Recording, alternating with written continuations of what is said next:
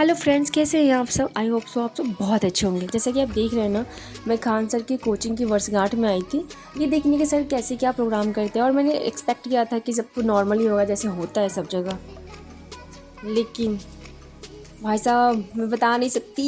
ये भीड़ देख लो आप खुद। मैं भीड़ देख के ना शॉक्ड हो गई कि इतने सारे स्टूडेंट, इतना क्रेज सर के लिए। मैं तो बैठ गई थी, बट आपको बता दो कि 1000 लड़कियाँ यूँ ही खड़ी रह गई।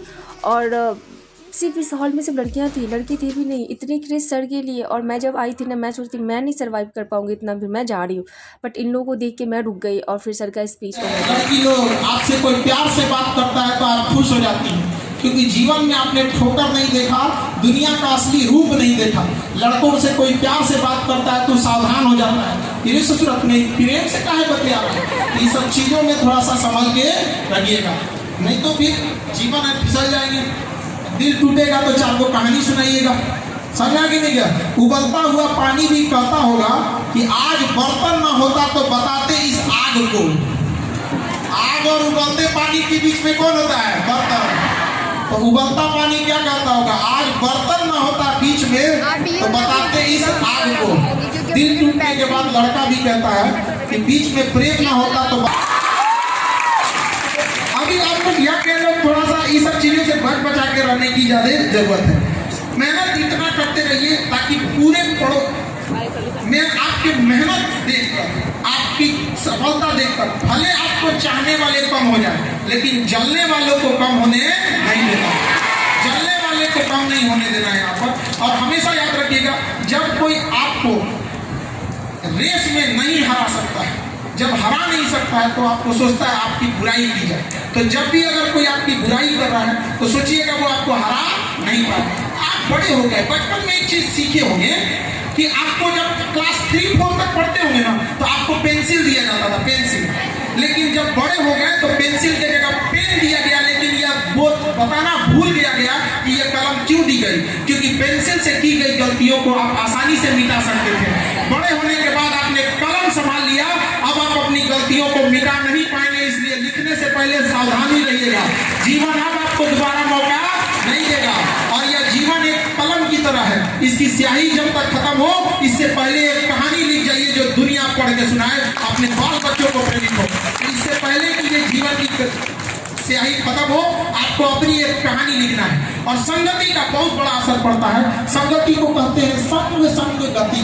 संगति का मतलब क्या होता है? संग संग गति। शेर के साथ रहिएगा तो जीवन भर संघर्ष करना सिखाएगा। गधे के साथ रहिएगा तो कठिन परिस्थितियों में सर झुकाना सिखाएगा। इसलिए हमेशा याद रखिए, बलि हमेशा बकरे की दी जाती है। बकरा बनिएगा आज नहीं तो कल काट देगा। ई बकरीद में काटे चाहे अगला बकरीद में काट देगा। और शेर कितना भी बूढ़ा हो जाए बलि नहीं करता। इसलिए समाज के उस हिस्से पे जाइए जिससे लोग अपनी मुसीबत में आपको देखें। अब बड़े हो गए, सॉरी का जमाना चला गया। जिस दिन आपने कलम उठा लिया, इट मीन सॉरी का जमाना चला गया। और लोग आदमी सॉरी बोले तो बात खत्म। अच्छा जरा डॉक्टर सॉरी बोल दे तो आदमी खत्म। डॉक्टर बोला ना सॉरी, खत्म आदमी।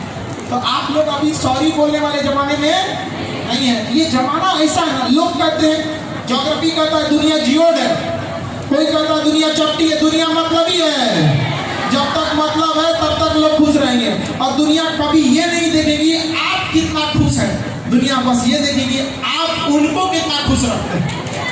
आपकी खुशी कोई पूछने नहीं आएगा, आप खाएं कि नहीं खाएं, आपके ऊपर कोई टेंशन है कि नहीं है यहाँ पर। लेकिन लोग आपसे उम्मीद ज्यादा रखेंगे। तो अभी कोई बात नहीं, अगर युद्ध में उतर गए हैं तो कोई भी समस्या आएगी, देखा जाएगा। समझा जो होगा आगे वो सब कुछ को क्या किया जाएगा, देखा जाएगा। लेकिन संघर्ष से पीछे नहीं हटना है। एक चीज हमेशा आपको कहते हैं, जो कुछ कीजिएगा जल्दी कीजिएगा, क्योंकि अवसर और सूर्योदय ज्यादा देर इंतजार नहीं करते हैं। अगर कोई सोया रह गया तो सूर्योदय भी जाएगा और हाथ से मौका भी जाएगा। तो मौका और सूर्योदय किसी का इंतजार नहीं करते हैं। धनानंद का अत्याचार था तो एक चाणक्य ने चंद्रगुप्त मौर्य को आगे बढ़ाया। आज एक चंद्रगुप्त मौर्य की जरूरत नहीं है, आप सब लोगों को आगे बढ़ना पड़ेगा। और इतिहास हमारे हाथ में नहीं है, लेकिन भविष्य हमारे हाथ में है। लड़की लोग इस चैलेंज को स्वीकार कीजिए कि इतिहास में पुरुषों की कहानियों से भरा हुआ इतिहास। अब वक्त आ गया है तराजू की इस दोनों पलरों को बराबर करने के लिए। इतिहास नहीं, हम भविष्य को जरूर बदलेंगे और इस पुरुष प्रधान समाज को दिखाएंगे कि जिस भारत को आप आगे बढ़ाने का सपना 70 सालों से देख रहे थे और जब आगे नहीं बढ़ रहा था, लड़कियों ने साथ दिया और देश कैसे आगे बढ़ता है। दोबारा जो कहानी लिखी जाएगी वो स्वर्णिम अक्षरों से आप सब द्वारा लिखी जाएगी। यहाँ पर इतिहास मिसाल बदल दिया जाएगा कि कुआं प्यासा के पास नहीं जाता है। प्यास की वो शिद्दत होनी चाहिए कि कुआं उठ के आ जाए तुम्हारी प्यास। शिक्षा की वो शिद्दत होनी चाहिए कि दिल्ली की शिक्षा को रोक ना पाए। यहाँ पे पूरे दिल्ली में ये है क्षमता नहीं है, आप ही लोग तो गए हैं वहां पर।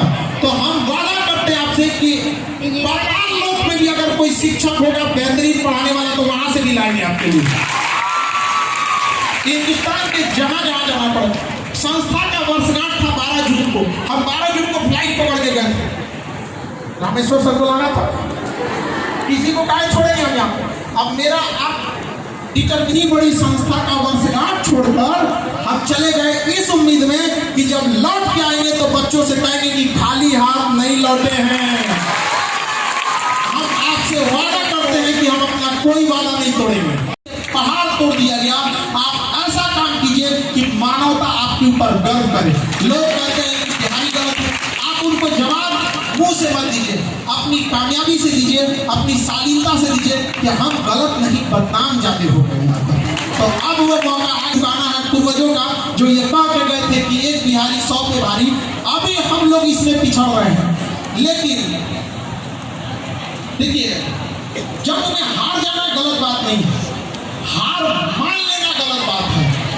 तो हम पिछड़े जरूर हैं, हम थोड़ा सा पीछे जरूर छूट गए, संघर्ष में हम लोग थोड़ा सा पीछे रह गए। दुनिया के अन्य विकसित देशों से हमारा संपर्क जरूर टूटा है, लेकिन